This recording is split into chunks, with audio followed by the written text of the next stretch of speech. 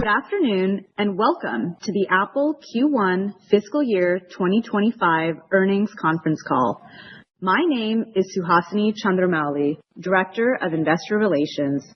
Today's call is being recorded.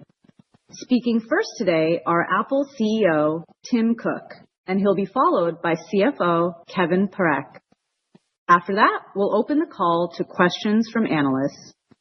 Please note that some of the information you'll hear during our discussion today will consist of forward-looking statements, including, without limitation, those regarding revenue, gross margin, operating expenses, other income and expense, taxes, capital allocation, and future business outlook, including the potential impact of macroeconomic conditions on the company's business and results of operations.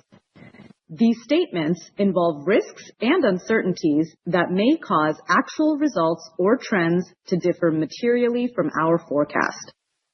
For more information, please refer to the risk factors discussed in Apple's most recently filed annual report on Form 10-K and the Form 8-K filed with the SEC today, along with the associated press release. Apple assumes no obligation to update any forward-looking statements, which speak only as of the date they are made. I'd now like to turn the call over to Tim for introductory remarks. Thank you, Suhasini. Good afternoon, everyone, and thanks for joining the call. Before I talk about our results, I'd like to take a moment to acknowledge the devastating wildfires that impacted the Los Angeles area this month. From our retail teams to Apple TV+, Apple Music, Fitness+, Beats, and more, LA is home to many of our team members. Our thoughts are with everyone who is beginning the road to recovery. For our part, we are contributing to the relief efforts, and we will continue to support our teams and the local community. Now, turning to the quarter. Today, Apple is reporting revenue of $124.3 billion for the December quarter, up 4% from a year ago and an all-time record. EPS also set an all-time record of $2.40, 10% higher year over year. We achieved all-time revenue records across the majority of the countries and regions we track, including the Americas, Europe, Japan, and the rest of Asia Pacific.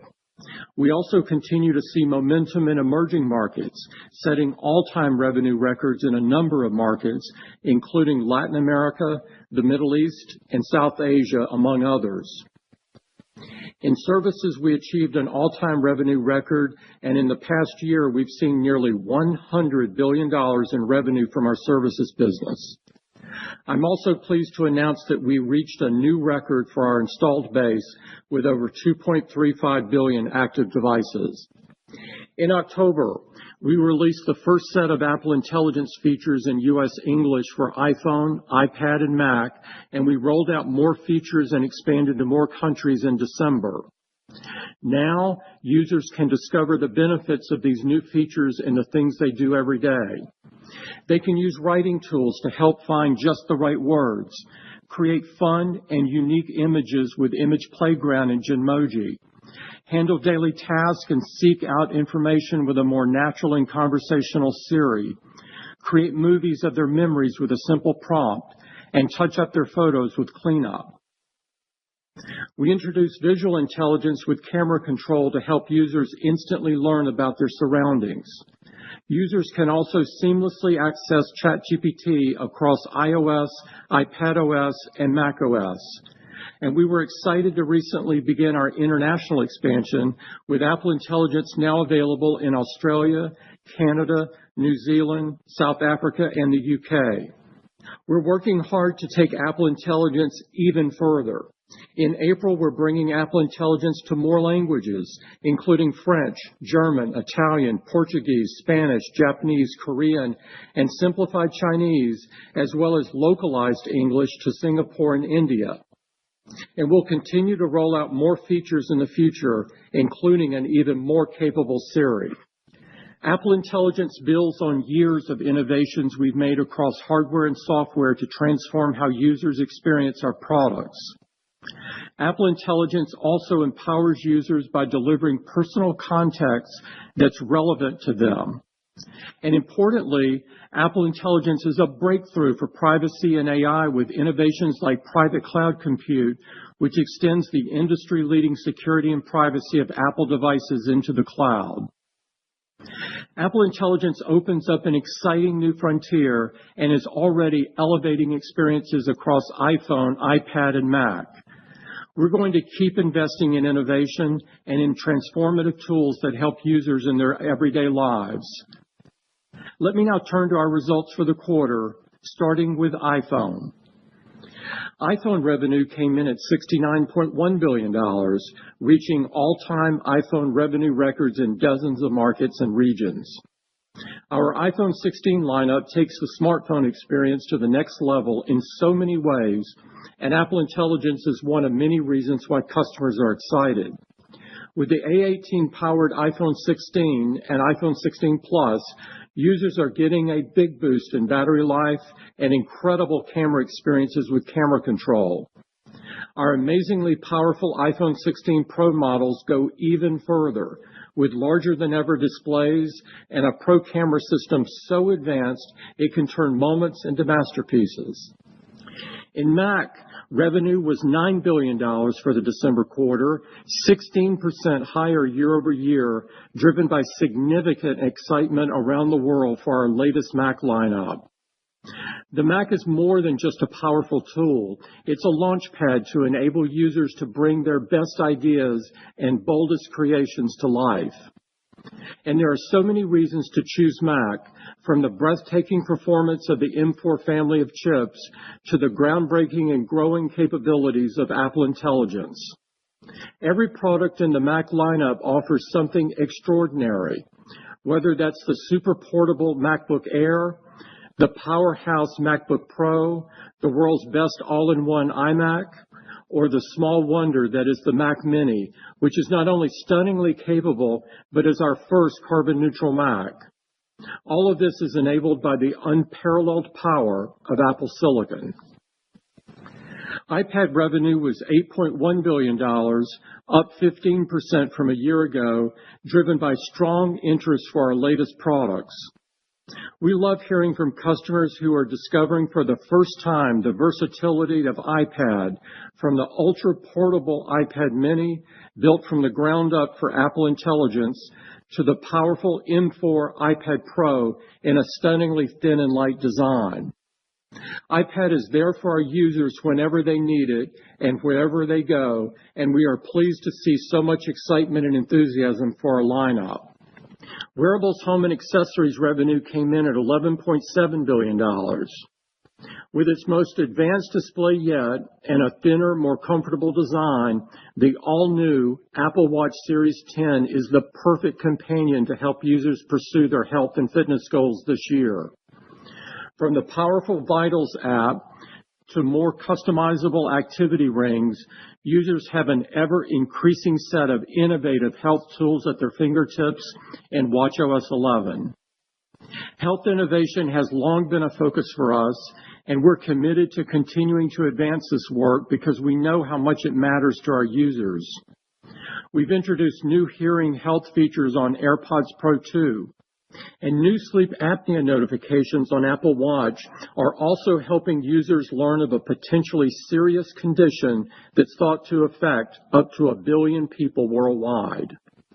During the quarter, we also brought Apple Vision Pro to even more countries, enabling more customers to discover the magic of spatial computing.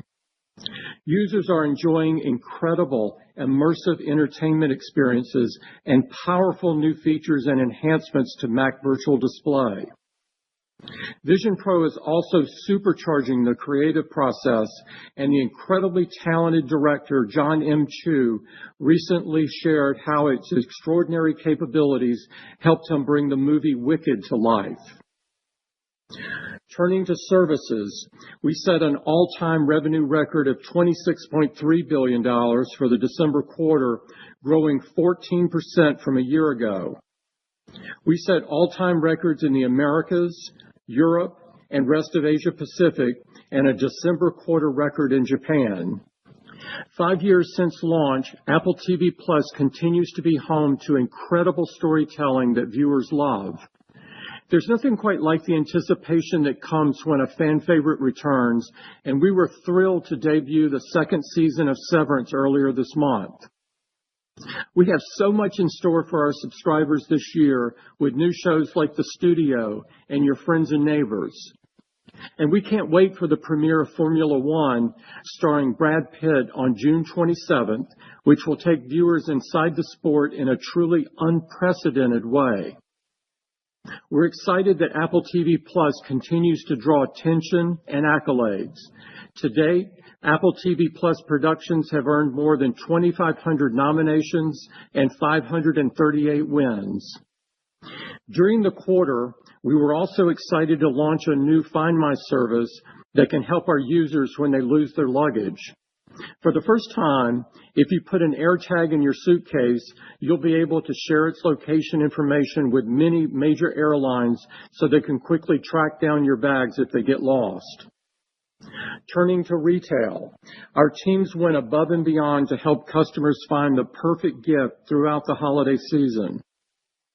We also celebrated openings of new stores in China, Spain, and the U.S., and we were excited to announce plans to connect with even more customers this year by adding a fifth store in the UAE and bringing our online store to Saudi Arabia this summer. We can't wait to welcome customers to the first of several flagship store locations in Saudi Arabia that we're opening beginning in 2026. I just had the chance to visit both countries last month, and I had a great time meeting with customers and team members. There's an incredible energy and passion for technology in these growing markets. Every day, I get deeply moving notes about the many ways our technology is enriching our users' lives. I recently got a note from a customer who put his watch on his father's wrist when he feared something was wrong with him. The watch alerted them that the father was in AFib, and they were able to get him to the hospital for potentially life-saving treatment. Another user put his new watch on for the first time and within 15 minutes was notified of a low heart rate that led to a necessary pacemaker. And there are so many touching notes around the profound impact of our new hearing health feature, like a recent user who told me it had changed her life, allowing her to take part in conversations with her children and grandchildren. These are the kind of stories that remind us of how profoundly important our work is, and it drives us to innovate each and every day. At Apple, the future is full of promise and potential. We're always searching across a world of possibilities, finding those places where we can do the most good and putting all of our energy and ingenuity into making something special. With that, I'll turn it over to Kevin. Thanks, Tim, and good afternoon, everyone. I'm going to cover the results for the first quarter of our fiscal year. We are very pleased to report an all-time high for revenue, with December quarter revenue of $124.3 billion, up 4% year over year. We achieved all-time revenue records in the Americas, Europe, Japan, and rest of Asia Pacific, and grew in the vast majority of markets we track.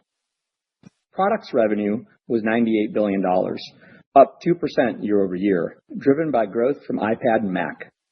Thanks to our incredible customer satisfaction and strong loyalty, our install base of active devices reached an all-time high across all products and geographic segments, and is now over 2.35 billion active devices. Services revenue reached an all-time record of $26.3 billion, up 14% year over year. We grew in every geographic segment and achieved all-time records in both developed and emerging markets. Company gross margin was 46.9% at the high end of our guidance range and up 70 basis points sequentially, primarily driven by favorable mix. Products gross margin was 39.3%, up 300 basis points sequentially, primarily driven by favorable mix and leverage.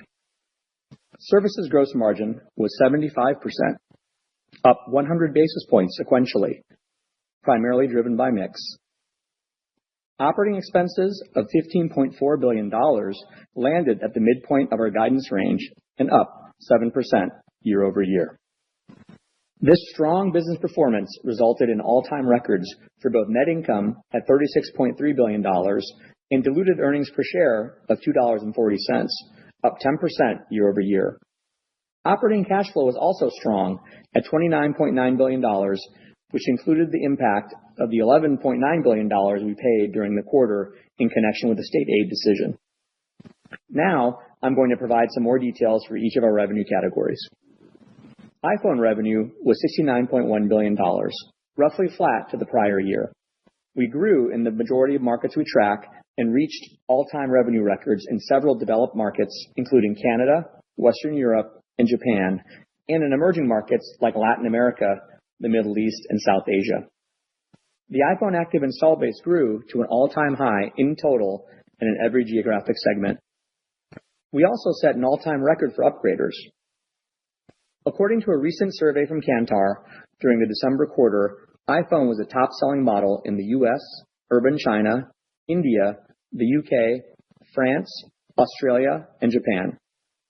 We continue to see high levels of customer satisfaction in the US at 96%, as measured by 451 Research. Mac generated $9 billion in revenue, up 16% year over year.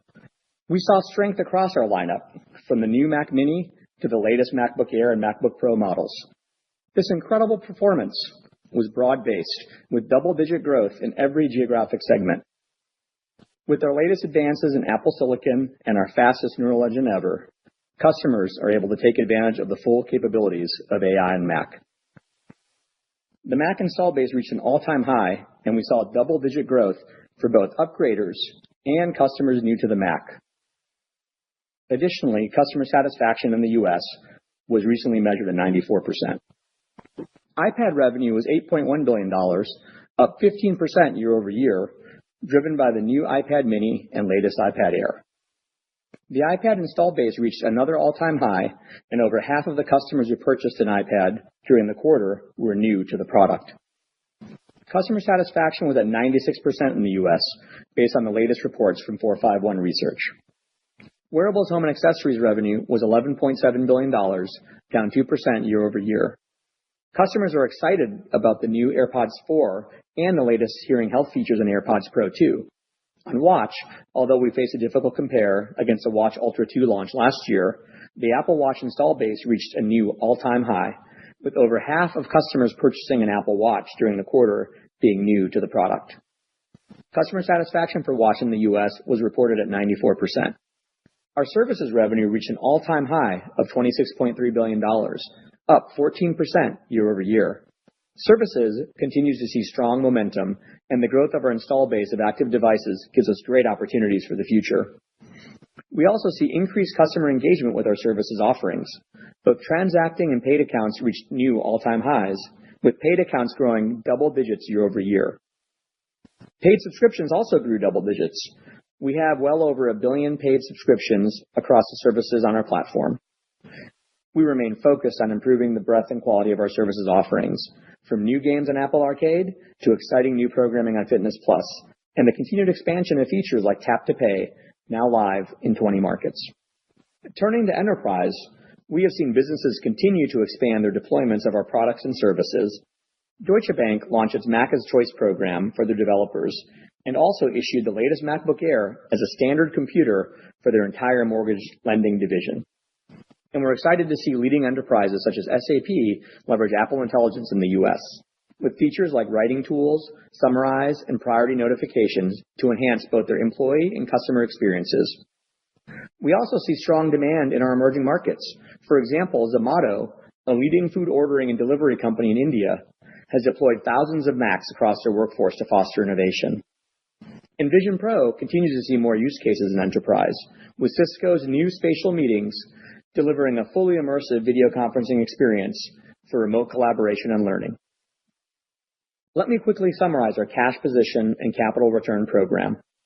We ended the quarter with $141 billion in cash and marketable securities. We repaid $1 billion in maturing debt and decreased commercial paper by $8 billion, resulting in $97 billion in total debt. Therefore, net cash at the end of the quarter was $45 billion. During the quarter, we returned over $30 billion to shareholders. This included $3.9 billion in dividends and equivalents and $23.3 billion through open market repurchases of 100 million Apple shares. As usual, we will provide an update to our capital return program when we report results for the March quarter. As we move ahead into the March quarter, I'd like to review our outlook, which includes the types of forward-looking information that Suhasini referred to at the beginning of the call. The color we're providing today assumes that the macroeconomic outlook doesn't worsen from what we're projecting today for the current quarter. As the dollar has strengthened significantly, we expect foreign exchange to be a headwind and to have a negative impact on revenue of about 2.5 percentage points on a year-over-year basis. Despite that headwind, we expect our March quarter total company revenue to grow low to mid-single digits year over year. We expect services revenue to grow low double digits year over year. When you remove the negative impact of the foreign exchange headwinds I described earlier, the year-over-year growth rate would be comparable to that of the December quarter.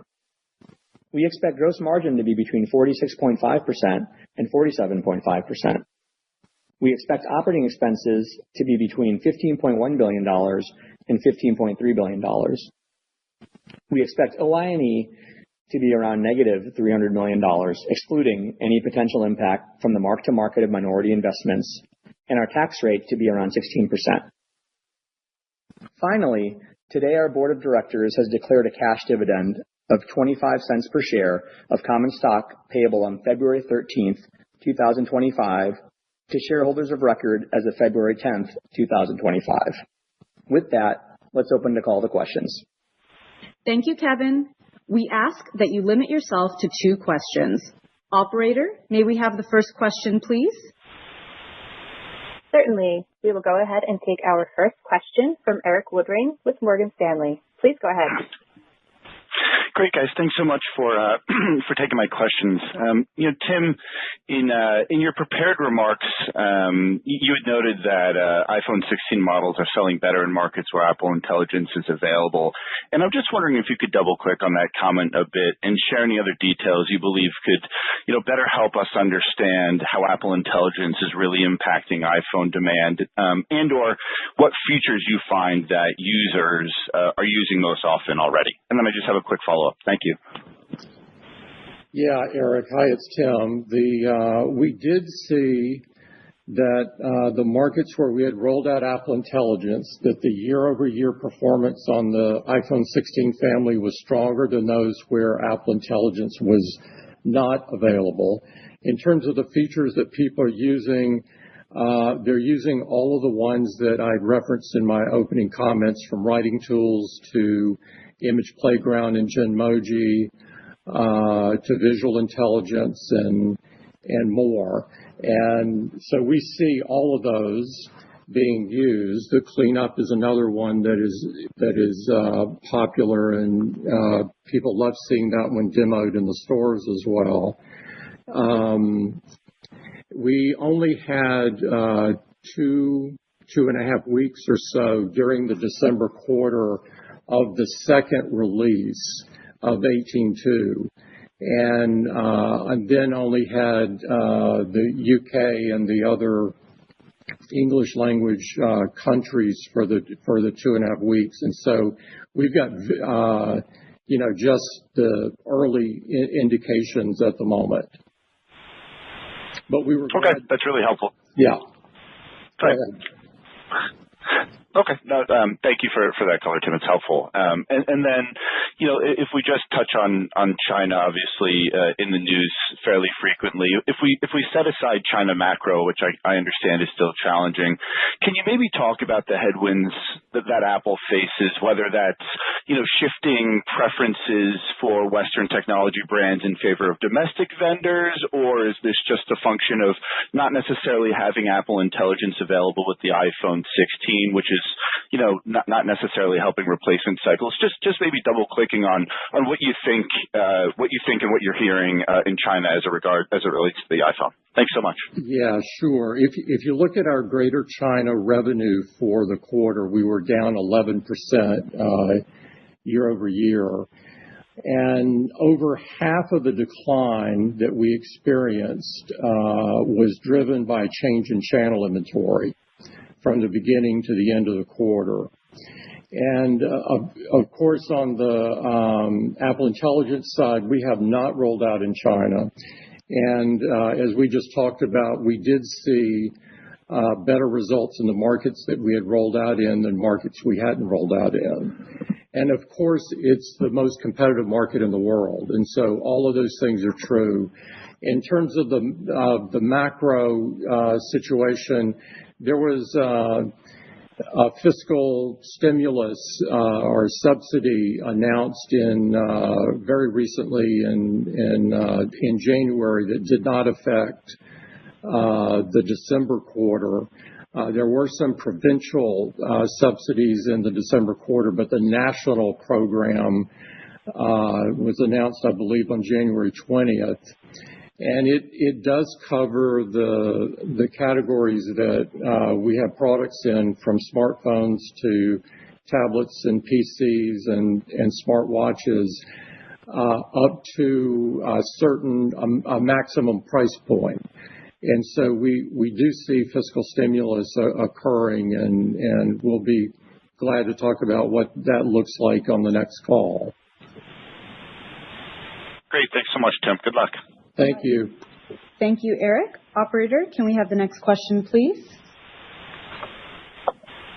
Our next question is from Ben Reitzes with Melius. Please go ahead. Hey, guys. Thanks a lot for the question. And hey, Tim, wanted to ask you, you knew this one was coming, but there's a perception that you're a big beneficiary of lower cost of compute. And I was wondering if you could give your worldly perspective here on the DeepSeek situation. And if you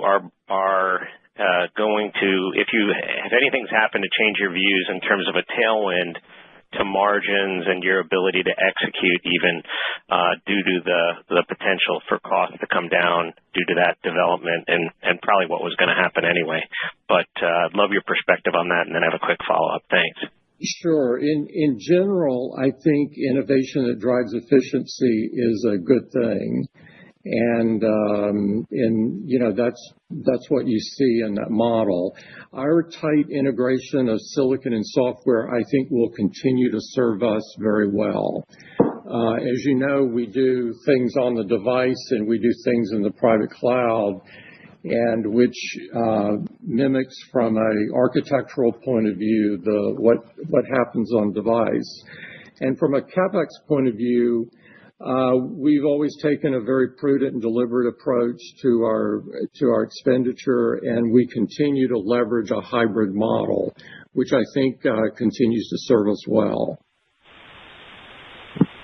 Oh, great.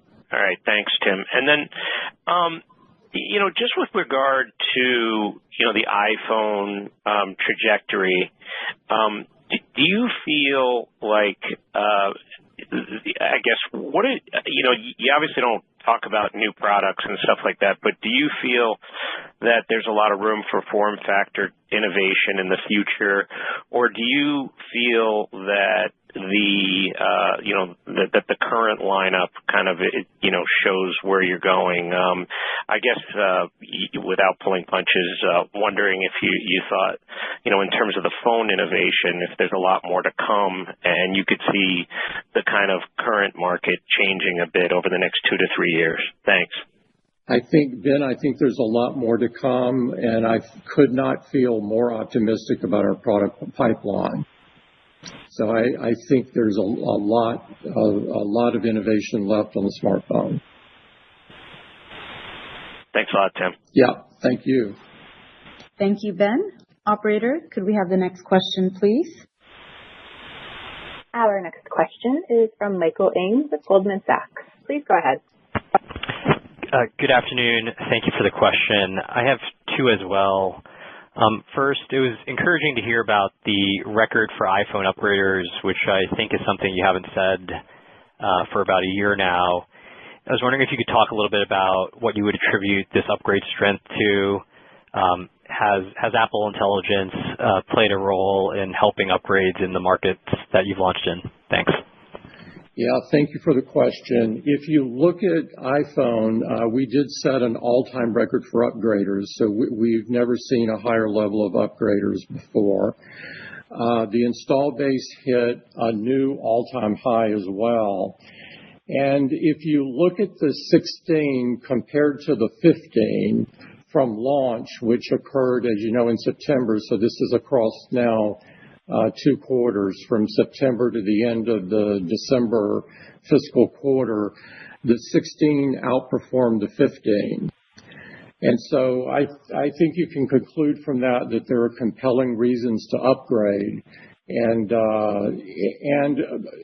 in the markets where we had launched Apple Intelligence, they outperformed the markets that we did not.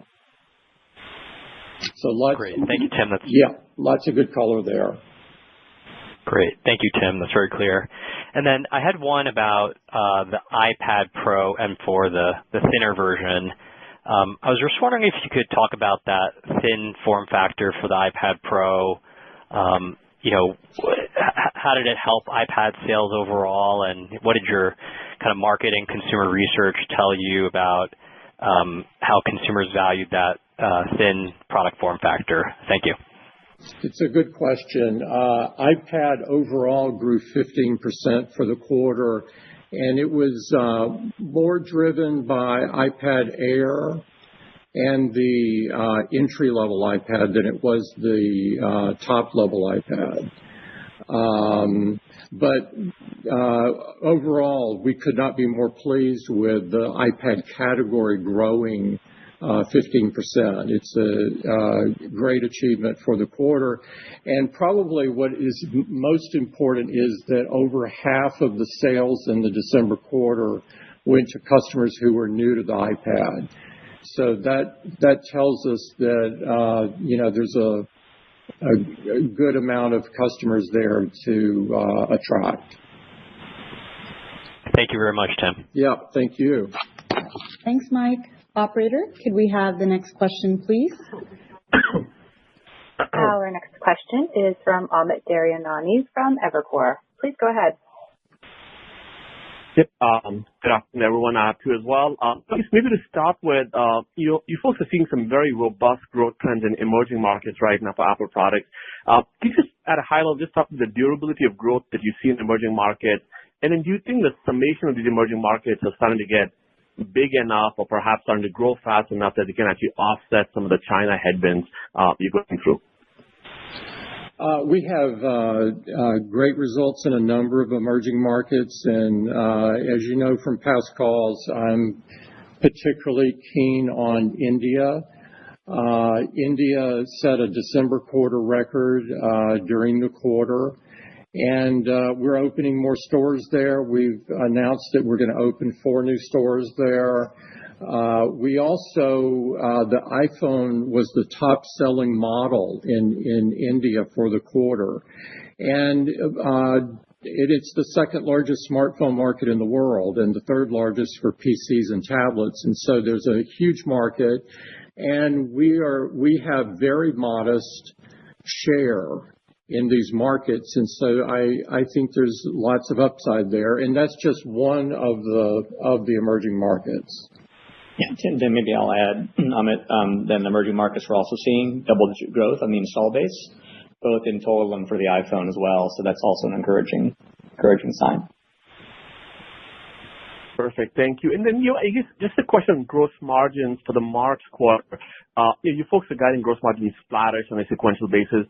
Typically, I think it tends to be guided up a little bit, 50 basis points, so sequentially. Can we just touch on, what are the offsets of the puts and takes you see on gross margins? And, Kevin, maybe you can just talk about, is FX having an outsized impact in your margin profile as well in March? Yeah, so let me take that one. As we mentioned in my remarks, we're guiding to 46.5% to 47.5%. So we think it's, we're very pleased with that level of guidance. As you mentioned, there's always puts and takes. We do think there's going to be some FX headwinds, which we talked about, that's going to affect, our revenue growth as well.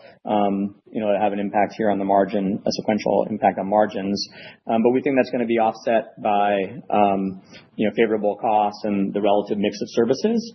We also, as you know, when we move from Q1 to Q2, especially on the product side, because Q1 is such a large quarter for our products business, we do have, a loss of leverage. So there are some puts and takes, and I think, we feel good about the range. We think it's a very, very strong guide for gross margin.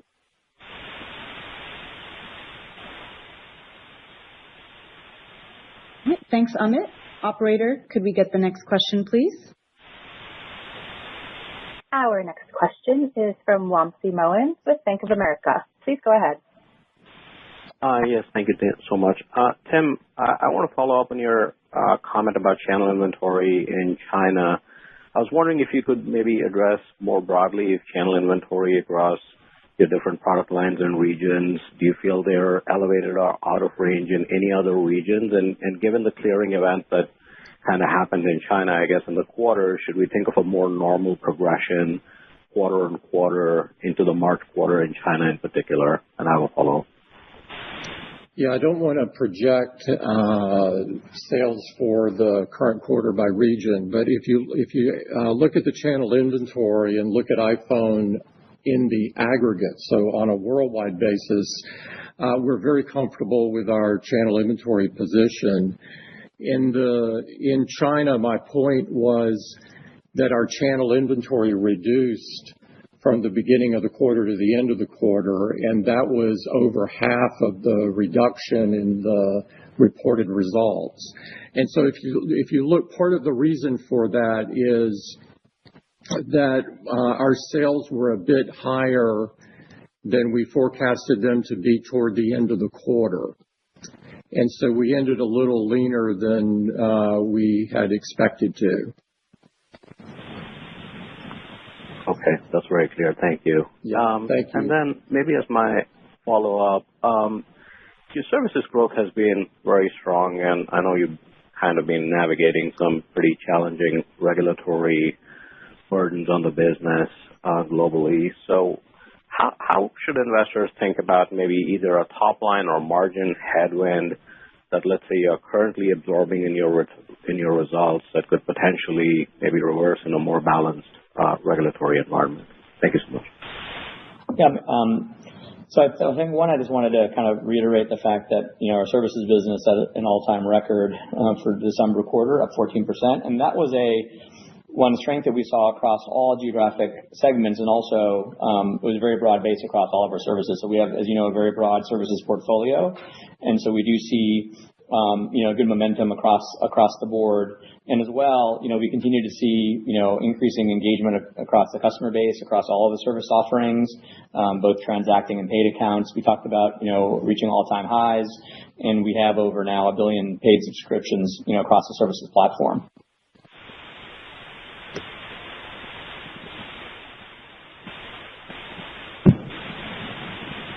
All right. Thanks, Wamsi. Operator, could we get the next question, please? Our next question is from Samik Chatterjee with JP Morgan. Please go ahead. Hi. Thanks for taking my questions. I guess for the first one, you had a great quarter on Macs and iPads both, and I'm just curious in terms of if you can help us think about the sustainability of this double-digit growth that you saw in both the product lines. And more interested also here, we're talking about Apple Intelligence sort of influencing volumes on iPhones, but any thoughts on sort of what does that influence look like in terms of volumes for Macs, for example, where I think there's a lot of conversation around AI PCs, how you're thinking about the impact there? And I have a quick follow-up. Thank you. Yeah, if you look at Mac, Mac was up 16%, and on iPad we were up 15%. The Mac was driven by a very strong uptake on our new products during the quarter. and the continued success of the MacBook Air. And so, as you know, we launched an M4-based MacBook Pro, an iMac, and a Mac Mini during the quarter. We believe we've got the best AI PC out there for running workloads. The silicon in the Mac is and it has been for several years now, designed by us and really designed for these workloads. And so, but I don't want to project at the category level for the future, but we're incredibly pleased with both the Mac and the iPad for the quarter. Okay. And Tim, I'm going to use your earlier discussion about India as a strong emerging market to sort of ask you about the supply chain planning there, in terms of how much of the supply chain planning there that you're doing is more of a reflection of the growth expectations from that market relative to in terms of more diversification of the supply chain, and how should we sort of think about that strategy relative to that particular country? Thank you. Yeah, if you look at the manufacturing we do there, we do manufacturing both for the domestic market and we export. And so in our business needs a certain economies of scale for it to make sense to manufacture in country. And so that really means that we're going to be both a use for the domestic market and an export market. Great. Thank you. Yeah, thanks. Thank you, Samik. Operator, could we get the next question, please? Our next question is from David Vogt with UBS. Please go ahead.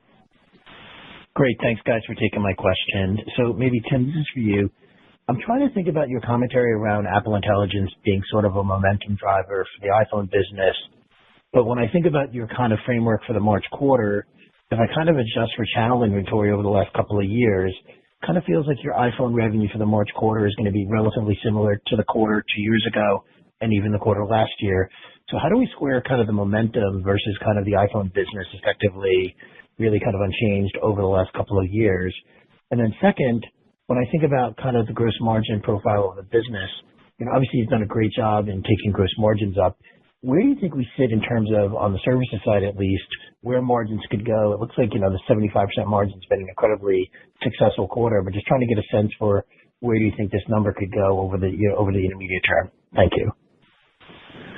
Yeah, if you look at Apple Intelligence, what my point earlier was that markets where we had rolled out Apple Intelligence during the Q1 period performed better on a year-over-year basis than markets where we had not, and so that gives us it's a positive indicator that we were pleased with. There are many compelling reasons to upgrade. And the other thing I would say that I think I mentioned earlier is that if you look at it from a launch to the end of the December quarter, and so that goes back to September, the 16 family is outperforming the 15 family. And so I think those are two good data points. Our next round of language rollouts will be in April. And so it will be in our Q3 quarter. And I'll let Kevin take the gross margin question. Yep, great. Hi, David. How are you? So on the services gross margin, I think maybe stepping back a second. Services business in general in aggregate is accretive to the overall company margin. And one of the things that's an important reminder is we have a very broad services portfolio, and those businesses have very different margin profiles. And so I think one is because of the nature of those businesses, and in part also because of the way we account for them. And so one of the big factors that drives the services gross margin is the relative performance of those different businesses within the portfolio. We also have the dynamic of some scale businesses like payment services, iCloud, that are actually growing. And there, when we add incremental users, those end up being, accretive to margins as well. And so in general, what we saw in the December quarter was nice momentum across our entire services business that allows us to deliver, that 75% margin at the services level. And I think our guidance takes into consideration, what we think we're going to land from a company standpoint at 46.5 to 47.5, which again, we think is a strong guide. Great. Thanks, guys. All right. Thank you, David. Operator, could we have the next question, please? Our next question is from Krish Sankar with TD Cowen. Please go ahead. Yeah, thanks for taking my question. I also had two of them. One, the first one for Tim. You had very strong Mac growth, 16% year over year last quarter. Just wondering how much of that was driven by some of the Mac silicon innovation versus a replacement cycle for Macs? I don't know the answer to your question precisely, but I think it is a combination of these products are so compelling. The M4-based products are so compelling that it's driving both upgrades at the double-digit level, and it's driving switchers at a double-digit level. And so we're seeing both come out, and I think it's just because of the compelling products. Got it. Thanks for the Tim. And then a follow-up for Kevin on the gross margin. I want to ask you more on the product side. Last quarter you had 39.3%, which is very strong, similar to a year ago period. I'm kind of curious, how much more levels do you have on the product side to improve the gross margin? Or do you think with some of the more new AI-related devices, there's more upside to gross margin from here on the product hardware side? Yeah, thanks, Krish, for the question. So on the product side, as you mentioned, we had pretty strong sequential improvement, 300 basis points. For the December quarter, that was really driven by, we talked about favorable mix and leverage. As you know, in Q1, again, it's a launch quarter for many products, and so we tend to benefit from the leverage that we get from that higher volume. I would say in general, our gross margin for products is driven by a number of factors.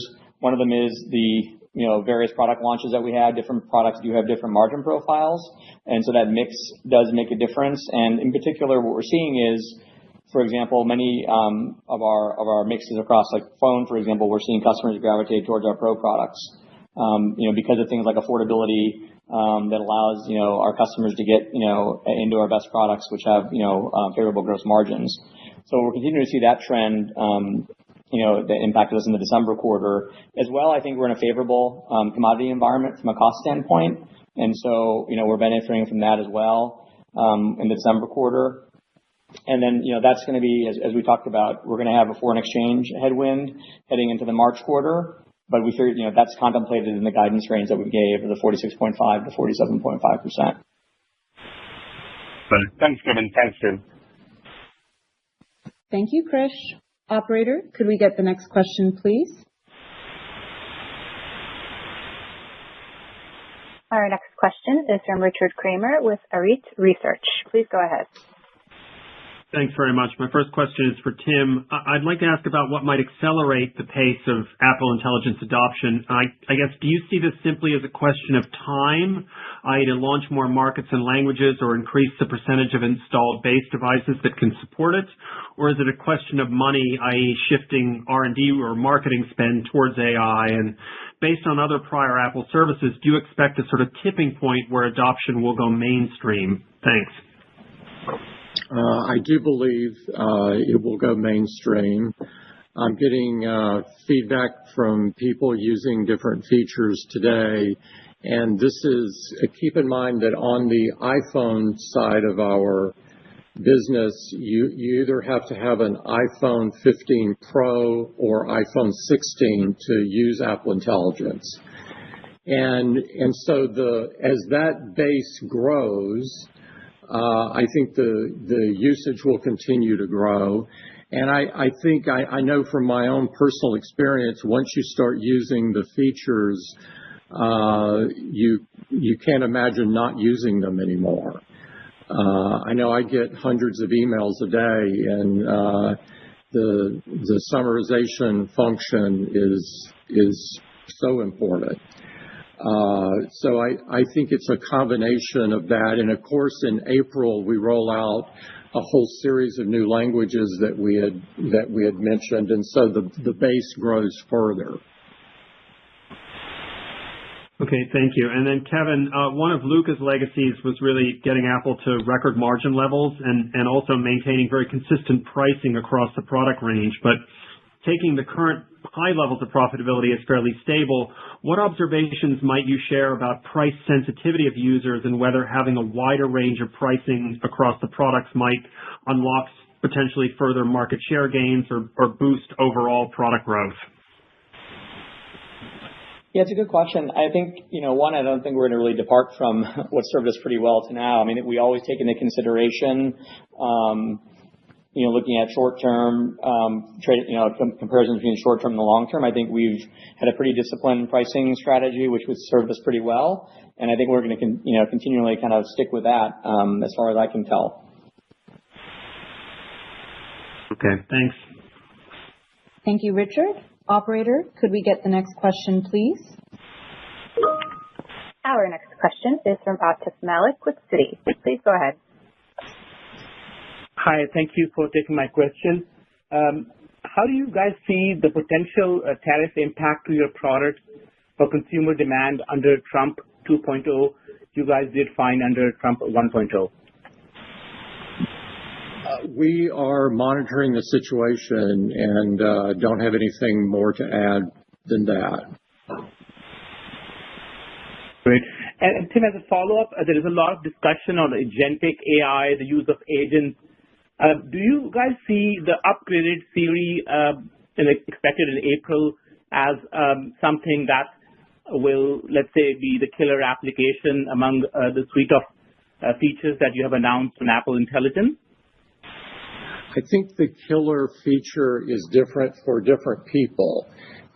But I think for most, they're going to find that they're going to use many of the features every day.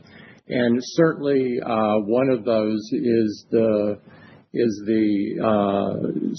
Siri, and that will be coming over the next several months. Thank you. All right. Thank you, Atif. Operator, could we please get the last question? Our last question is from Ben Bollin from Cleveland Research Company. Please go ahead.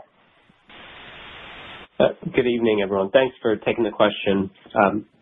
Tim, I'm interested in your thoughts in how you would have us think about the average useful life of these devices in the wild. And in particular, curious if you look at the strength you saw in fiscal 21 and how that might support accelerated refresh opportunity into the future. Yeah, Ben, I think it's different for different types of users. I mean, you have very early adopter kind of users that are very quick to jump on the latest technology that upgrade very frequently. And then you have people that are on the entire opposite side of that barbell.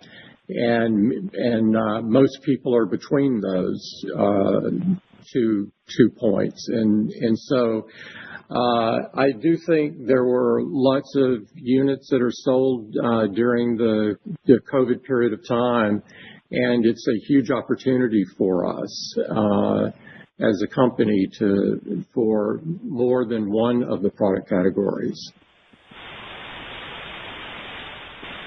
That's it for me. Thanks, Tim. Thank you. All right. Thanks, Ben. I guess that's it.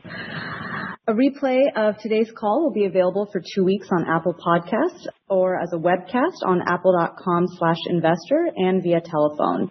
The number for the telephone replay is 866-583-1035.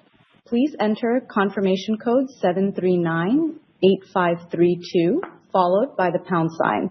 These replays will be available by approximately 5 p.m. at Pacific Time today.